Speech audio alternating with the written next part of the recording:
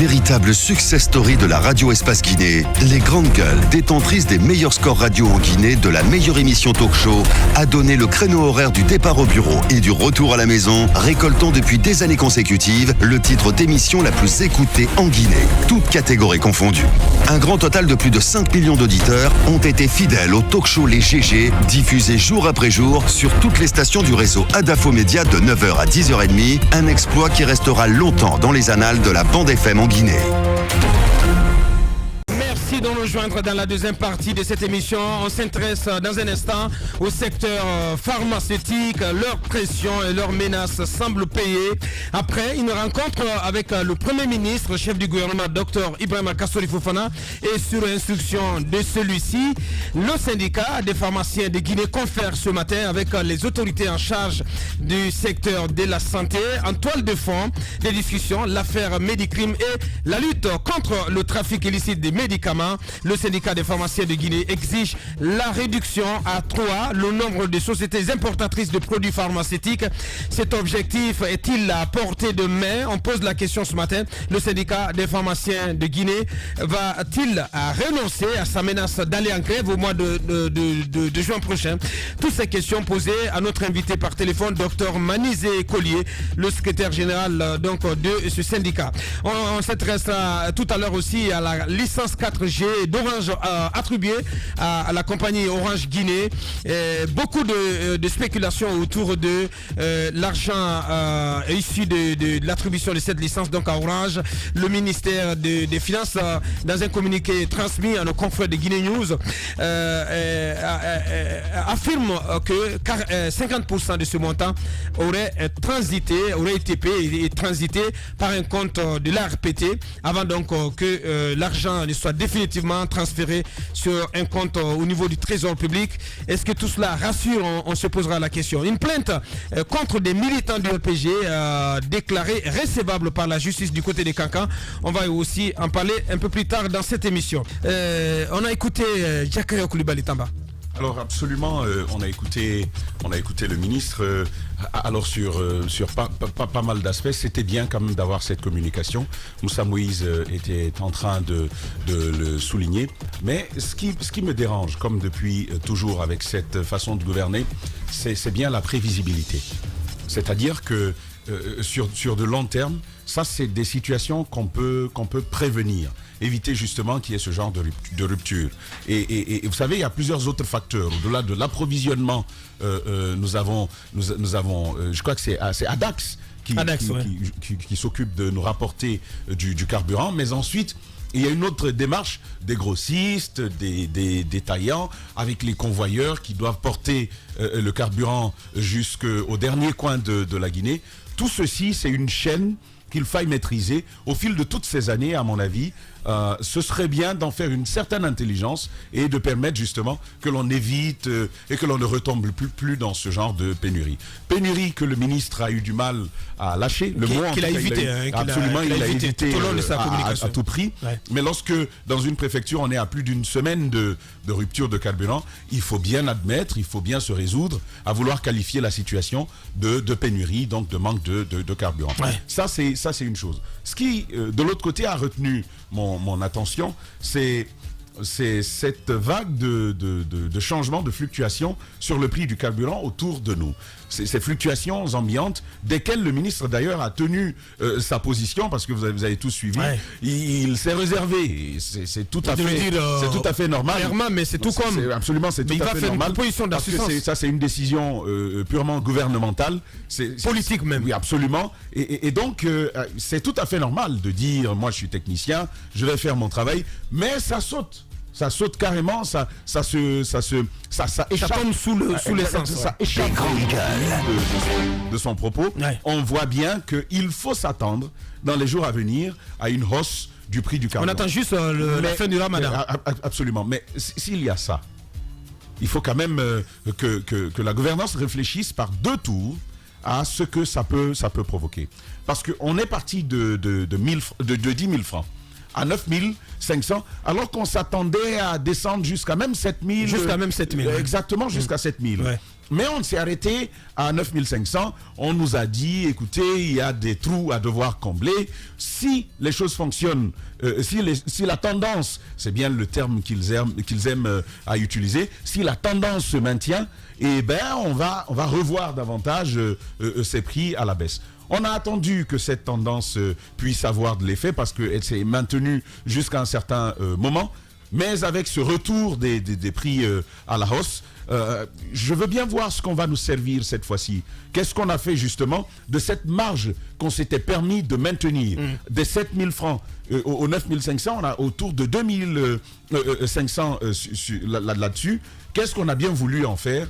Moi, j'attends de voir ce qui va être décidé. Mais est-ce que c'est clair aussi dans vos têtes qu'au sortir du Ramadan, il faut s'attendre à ce que les prix grimpent à nouveau? Le ministre, il a été clair. Il dit qu'il va faire une proposition technique, c'est son rôle.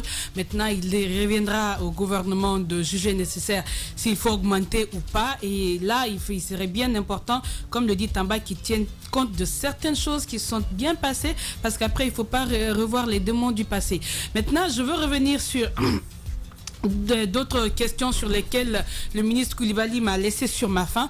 Par exemple, la question que Moussa Moïse a soulevée, la construction anarchique de ces stations. Je pense que là, il a une réponse politique très, très superficielle. Genre, on est en train de corriger tout ceci dans les 48 heures. Il admet même que des agents autorisent la construction de ces stations en les bypassant. Exactement, il le reconnaît, mais après il nous dit qu'ils sont en train. Pourtant, le constat ne date pas d'aujourd'hui, ça fait des années que nous vivons ceci. Et si c'est aujourd'hui qu'ils nous annoncent que dans 48 heures ou dans 72 heures, il y aura des communiqués, ça nous dit clairement que là, c'était juste une communication parce qu'il fallait répondre à la question, mais pas parce que des mesures sont prises. C'est idem pour la question liée à cette vente anarchique de l'essence à ces personnes qui viennent avec des bidons. On sait qu'ils vont revendre sur le marché noir, mais comme il y a un business autour, parce que tout à l'heure il y a Tamba je crois Roby qui me montre un message, un particulier qui a envoyé un message comme quoi effectivement le business, chaque bidon coûterait 20 000 francs en plus, c'est-à-dire c'est ce qu'on offre à celui qui accepte de servir. Donc il y a un business. Les grandes gueules. Et par rapport à ces problèmes, il a été superficiel. Il nous a dit qu'ils sont en train, dans les 48 heures, il y aura un communiqué, dans les 112 heures, il y aura un communiqué. C'est pour dire qu'il ne faut pas s'attendre à grands changements. Mais c'est vrai que c'est très compliqué parce que derrière ces stations, c'est pas n'importe qui. La difficulté est là, mais encore une fois, lorsqu'on veut cerner certaines choses dans le pays, je pense qu'il faut s'attaquer à de telles choses parce que c'est très important. Bien, allez-y Mohamed, pour clore. Oui, justement, la communication, elle était suffisamment claire. Simplement, je suis resté sur ma faim à deux niveaux. Le premier, c'est la capacité de stockage. On sait tous que c'est probablement là le goulot d'étranglement aujourd'hui. Pour une population qui explose littéralement, le parc automobile, ne serait-ce que d'ailleurs ça, qui explose également, les industries, tout cela, on a besoin de plus grande capacité aujourd'hui de stockage. Depuis des années, on nous dit toujours qu'il y a un projet dans ce sens. Mais ça fait une décennie qu'on attend. Je pense que l'État doit vraiment se grouiller là-dessus. C'est très important parce que ce problème, il évolue en fait avec la démographie. C'est pas pour rien qu'on procède à des recensements généraux, notamment d'une population. C'est justement pour pouvoir prévoir tous ces facteurs-là. Maintenant, de l'autre côté, vous avez également, on a l'impression que quand il y a des problèmes, même au niveau du fournisseur, qui est une société privée, c'est le département qui doit s'expliquer. Et je pense que là, il y a quelque chose qui... Il faut sommer le fournisseur aussi de délier la langue. C'est important. Oui, mais justement, il faut le sommer. Moi, je trouve d'ailleurs que le ministre aurait dû davantage sommer aujourd'hui la société de s'expliquer plutôt que lui d'aller en fait, si vous voulez, au charbon, notamment. Je pense que là, il y a un petit souci. Et ça, honnêtement, je ne peux pas comprendre qu'on nous dise on a 2 mois de capacité de stockage et qu'on nous dise le bateau est arrivé hier. Donc d'ici 72 heures, tout le monde aura de carburant. Ça veut dire qu'il y a un problème. Il faut se conformer aux clauses contractuelles. Justement, il faut revoir les clauses contractuelles. Si cette société-là n'est pas capable de fournir le carburant à temps, là, il y a un gros souci. Donc, il faut revoir également cette dimension. Merci. Allez-y, pour clore. Très rapidement sur la question du dépôt. Je pense que le projet dont on parle ici, il est arrivé à un moment où le projet de dépôt a été bien monté techniquement, mais ça demande énormément d'investissement. Et donc, le travail que le ministère était en train de faire, c'est de regrouper toutes les sociétés intervenant dans le dépotage du carburant au niveau de Kaloum, d'intervenir financièrement en actionnariat pour pouvoir construire ce grand dépôt du côté de Fourcaria. Il ne faut pas oublier que même les miniers ont leur propre dépôt. Vous avez Russal qui a son dépôt du côté de Kaloum. Et donc il y a beaucoup d'entités comme ça qui interviennent dans le dépotage dans cette zone. Et donc l'État a fait en sorte que ce soit un gros conglomérat qui se réunisse et que les finances soient apportées. Je pense qu'ils sont au niveau de convaincre les partenaires qui veulent venir en termes de finances pour construire le dépôt du côté de Fourcaria. Pour revenir un peu à la question du gasoil aussi, c'est que ce qu'on a constaté, c'est que le flux du gasoil qui était trafiqué sur la mer, parce que vous savez qu'il y a beaucoup de bateaux de pêche qui pêchent sur la mer et qui eux prennent du gasoil contrairement à l'essence. C'est pour juste parler un peu de la pénurie du gasoil. Ouais. Et donc je pense qu'il y a un programme de régulation dans cette zone là, ce qu'on appelle le offshore bunkering, si j'ai bien lu. Donc ils ont décidé de faire en sorte que le carburant ou le gasoil qui sera utilisé pour ravitailler les bateaux en mer, les bateaux de pêche et tout autre bateau qui intervient dans la mer, que ce carburant-là ou ce gasoil-là soit d'une autre coloration que le gasoil qui sera servi sur terre. Ce qui va permettre évidemment aux services de douane et aux services de sécurité de faire la différence nette entre le gasoil qui est servi sur terre et le gasoil qui est servi sur mer. Cela va permettre aux autorités d'endiguer au moins le trafic. D'endiguer le trafic, ouais. et de pénaliser ceux qui vont se permettre de ramener le gasoil qui est servi sur mer, sur terre et vice versa. Donc je pense qu'il y a un certain nombre de mesures qui sont en train d'être mises en place. Bien. Et si ces mesures-là sont bien mises en place, si techniquement ils ont réussi à monter très bien tout ce qu'il faut pour que ces mesures-là soient mises en place, je pense qu'on va non seulement assister à la réduction du trafic de carburant, ce qui va permettre un peu de juguler cette situation. Et du côté du dépôt, si les partenaires sont mis d'accord, je pense qu'on aura la construction d'un plus grand dépôt qui va nous permettre d'avoir beaucoup plus de quantité pour servir les populations. Mohamed, à 30 secondes. Oui, moi je voudrais quand même dire une chose, c'est la question sur laquelle intervenait Mafoudia par rapport à ces stations-service. En attendant, comme ils le disent, ils sont en train de travailler. Pourquoi pour le moment ne pas suspendre carrément la délivrance de tout permis de construction de stations? Vous vous rappelez, il y a quelques années, je vous signalais le cas de Koza.